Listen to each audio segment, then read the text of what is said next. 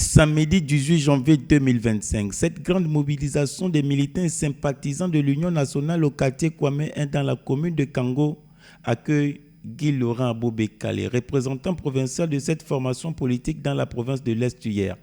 La sortie du jour s'inscrit dans la perspective du renouvellement des organes de base du parti sur l'ensemble de la province dont il est le numéro 1. Après l'exécution de l'hymne du parti, Guy Laurent Abobekale et sa délégation ont reçu les mots de bienvenue du coordonnateur communal de Kango. J'ai ainsi honneur, au nom du bureau communal de Kango,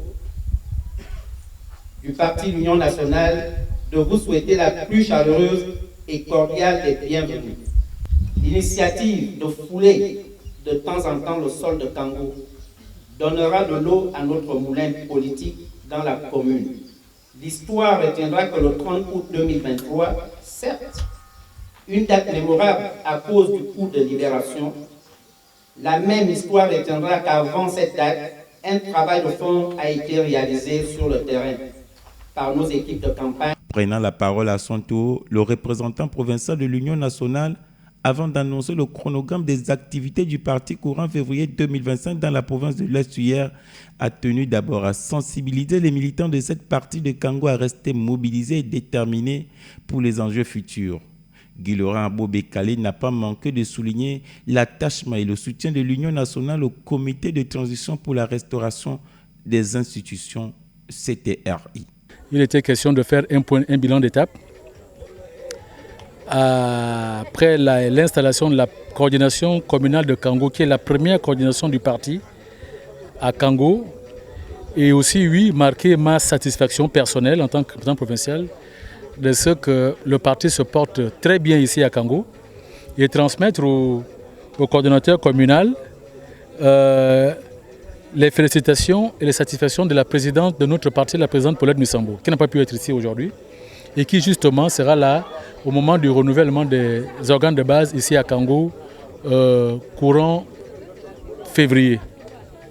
Et puis oui, nous avons également évoqué le 30 août 2023, notre participation aux côtés du CTRI à la gestion du pays qui donne satisfaction sur l'ensemble parce qu'à hauteur d'homme, oui,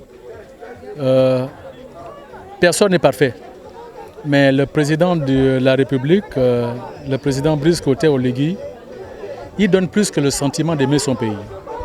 Il se bat H24 pour améliorer les conditions de vie des Gabonais. Et moi qui viens à Kango aujourd'hui après un peu plus d'une année, j'ai constaté, comme à Libreville, qu'il y a des chantiers lancés par le CTRI.